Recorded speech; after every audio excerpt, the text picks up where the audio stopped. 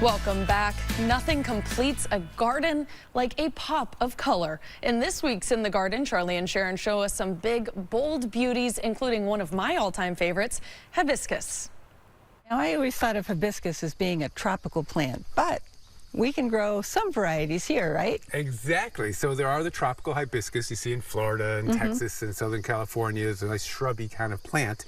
But we have one we can grow in Vermont. It's called the hardy hibiscus. And this is an herbaceous perennial, meaning it dies back to the ground every year. And it's hard to believe because some of these get pretty big at the end of the summer. And they grow up 3 to 4 feet tall. They flower prolifically this time of year. And if you're looking for something that's going to be big and gaudy in the landscape, this is the kind of flower you want to have. Because these are way huger than the ones you see in the tropics or down south. Yes, exactly. Much bigger flowers to them. And those, of course, you have to bring inside if you try to grow them up here. Sure. But these will die back to the ground. They're hardy. They come back every year. And there's lots of different varieties. So the big red one we're looking at here is called Mars Madness. I love these names. Yeah. And the fun thing about this is you can see that the flowers are kind of like daylilies. They only last a day. So they'll open up today, they'll look beautiful, and then they start dropping off. And you can see some that have dropped off and some that are on their way.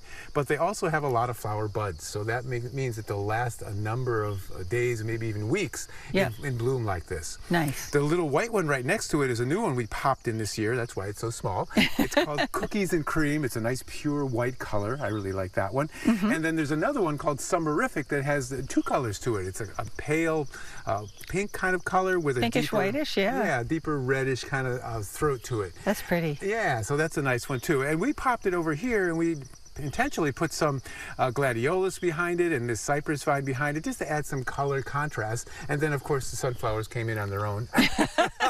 You brought out color here, that's for sure. So we're adding a lot of color in the landscape, and that's what they're really good for, is to add a lot of color when there's not a lot of color going on late summer, early fall in the landscape. So you plant these in the spring. You have to be really patient with them because you'll think that they died. That's what happened the first year I did it. Nothing came up, and so I planted something else here, and then a week or 2 later, they came up. They really are very slow to emerge in the spring, so be patient with them. Once they start growing, they really don't take much care. Give them a little compost, maybe some mulch to keep the soil nice and moist. Like I said, they'll get really big, especially if you get a lot of rain like we did it early in the season. And there's not much else to do with them. In the fall, I like to leave them out here because a lot of the beneficial insects and pollinators might make their homes in the stems or in the leaves that drop to the ground. And so in the spring is when I come in and clean them up. Okay. But if you're looking for big color, these are spectacular. Yeah.